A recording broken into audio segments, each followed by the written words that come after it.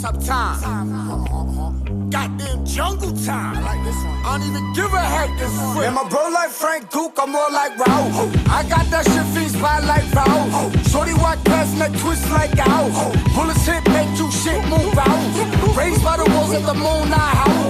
You a little dog, no bite, just growl. Keep a Ralph Horseman on my towel. My dude got a new tech, no foul. So much smoke, I need. Welcome to WLCR 91.1 Lake Country Radio. Is this thing on? Hey Dave, wake up. Lake Country Radio. You know what I'm talking about? Hey, this is Vincenzi, Giuseppe, and Fabiano, but you can call me Vic, but only if you're a chick looking to live a bit of the fab life, you know? So if any of you broads want to slide in my custom leather DMs, I'll hit you in your inbox, you feel me?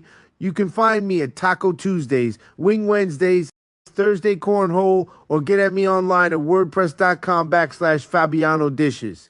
We broadcasting today to the whole 83 corridor. I'm talking from the Monches Mill Pond to the southernmost of the 6 Mukwanago roundabouts.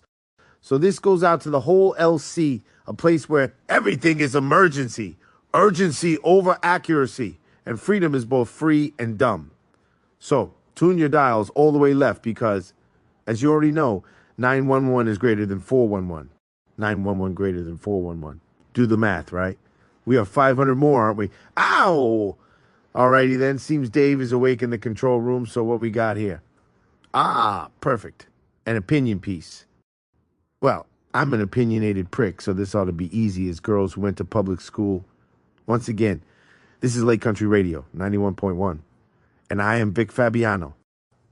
In today's news, we got Your Dog Sucks by Vic Fabiano. Now, before you go jumping down my throat, just hear me out. I'm not saying all dogs. I love dogs. I'll trust a Labrador over a human any day of the week and twice on Sunday. Every Rex I've ever patted on the head has been a good boy, but the only Rex I've ever shot pool with was a dickhead. So 99% of man's best friends are good in my book, which is what makes this so hard to say, because your dog sucks. There you have it. You special little guy, you handsome little fella, you precious little angel. It sucks. I've always known it. Hell, man, we all know it by now. It's been 4 years. You keep insisting on how smart it is, but even your wife's burnout cousin graduated high school in 4 years, and he claims he's dyslexic. Let's face it, at this point, it's pretty clear your cross-eyed fur baby ain't getting his GED. You feel me? Your dog sucks. Oh, don't give me that tripe about me not being a dog person. I grew up with dogs of my own. I get dragged to dog parks by annoying bumble dates. I know how to throw the damn ball. But every time I dangle his favorite toy in front of your dog, it drools uncontrollably. And then when I throw it into the yard, he just licks his crotch and stares at me like I invented fire. I thought maybe he just didn't want to play, but when I lobbed a milk bone to him, it just hit him between the eyes. Your dog just sucks at dogging, man. Let me ask you something. When? Do you think your dog is going to figure out that it's not a good idea to go rummaging around for ground bees and active wasp nests? Between that and your wife's nut allergy, how many goddamn EpiPens you going through in a month? A 64 count box? A gross? I saw that thing go howling across your yard trying to bite the air and run straight into the AC unit. I thought it was dead on impact. But here he is a month later with a face full of stingers and your air conditioning still doesn't work. Christ, your dog sucks. And while we're on the subject, why do you keep bringing up how it's hypoallergenic? Like he's some sort of X-Man with mutant superpowers. I'll tell you what, as soon as that abomination makes his brake rotor move with its mind, I'll start calling it Magneto. Until then, it's an insult to God's will. You mean to tell me your wife is allergic to all nuts, but her mom is allergic to only certain types of hair? How does that work? You should have got the mangiest mutt from that quarry outside of North Lake, if only to keep your in-laws out of your house. You better not have a kid with her bloodline, or that kid is coming out the womb allergic to fun and sound. I mean, what's with your dog's hair anyways? When it grows out, it looks like Luther Vandross when he couldn't get his curl right, all wet and shit. But then your wife takes him to that dog salon, and he comes back looking like somebody shaved Gonzo backstage at the Muppet Show. A great golden Shih Tzu poo. Oh, Jesus. That sucks. Are you fucking serious? You mean to tell me some Ansai Major got a goddamn Great Dane Golden Retriever mix to hump a Shih Tzu poodle like some sort of unholy orgy?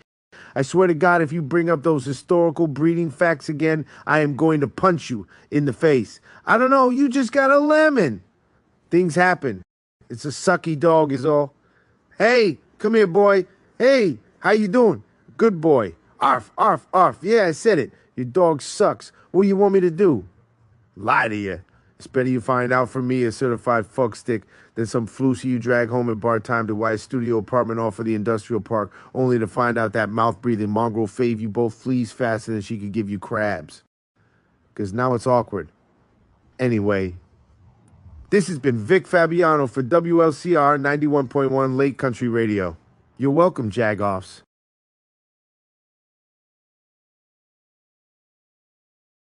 Fast Carly call me when the suit's done. So we ain't good. I left a few cars, was a shot in the air. See who won.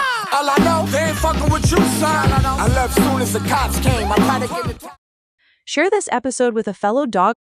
The idea that your dog might actually be a lemon is the central, hilariously blunt premise of Vic Fabiano's recent op-ed, which posits that despite the general rule that dogs are man's best friend, some individual pets are just objectively bad at being dogs. Fabiano isn't attacking the species. He's a self-proclaimed lover of Labradors, but he's calling out the specific, cross-eyed fur baby in your living room that hasn't figured out bee sting or how to catch a milk bone after 4 years of life. It raises a genuinely fascinating question about whether we've broken the canine brain through hyper-specific designer breeding and whether pet owners are living in a state of cognitive dissonance regarding their pet's actual intelligence. It's a brutal take, but Fabiano is tapping into a very real phenomenon in modern dog ownership. We've moved from breeding dogs for functional roles, herding, hunting, guarding, to breeding them for aesthetic and emotional roles. When you talk about the great golden Shih Tzu poo he mentions, you're looking at a genetic cocktail of a Great Dane, a Golden Retriever, a Shih Tzu, and a Poodle. Biologically, that's a mess. You're mixing a giant boar hunter, a waterfowling retriever, a Tibetan palace dog, and a highly intelligent German water dog. Those breeds have fundamentally different drives and cognitive priorities. When they clash in one animal, you often don't get the best of both worlds. You get a confused creature with what behaviorists call internal conflict between instincts. That internal conflict explains why the dog in the op-ed stares at a thrown toy like it's a new invention. If you have the retrieve drive of a golden fighting the lapdog lethargy of a Shih Tzu, the hardware might just freeze. But people defend these mixes fiercely, especially the hypoallergenic claims. Fabiano mocks the idea of a dog being an X-Man with mutant powers, but is there any actual science to the hypoallergenic label, or is it just pure marketing for people with nut allergies and high expectations? The science is pretty clear. There's no such thing as a truly hypoallergenic dog. A major study published in the American Journal of Rhinology and Allergy found that homes with hypoallergenic breeds like Labradoodles actually had similar or sometimes higher levels of the primary dog allergen, Ep.4, compared to homes with regular dogs. People think the allergy is about the fur, but it's actually about proteins in the saliva, skin dander, and urine. Even a non-shedding dog licks its coat. When that saliva dries, the protein becomes airborne dander. So the wife in Fabiano's piece, who is going through EpiPens like they're candy, she's reacting to the biological reality that her designer pet is still a walking protein factory. So we're paying premium prices for a lemon that doesn't even solve the allergy problem it was bought for. That leads to the intelligence debate. Fabiano's biggest gripe is the owner's insistence that the dog is smart, despite it running headfirst into an AC unit while trying to bite the air. He compares the dog's 4-year lack of progress to a burnout cousin failing high school. Is there a measurable G factor for dogs, and can a dog actually be, for lack of a better term, dumb? Researchers at Eötvös-Loránd University actually found evidence of a general cognitive factor in dogs, much like the human G factor. If a dog is good at one cognitive task, like problem solving, they tend to be good at others. But the flip side is also true. Some dogs just have lower general intelligence. They struggle with associative learning, which is why Fabiano's subject can't figure out that ground bees aren't snacks even after multiple stings. Interestingly, a study from the University of Exeter suggested that we often overinterpret dog intelligence. We see a dog look at us and assume they're deep thinkers, but they might just be using us as a social tool to solve a problem they can't handle, like getting food out of a puzzle toy. They aren't smart in the way a wolf is smart at survival, they're smart at manipulating humans.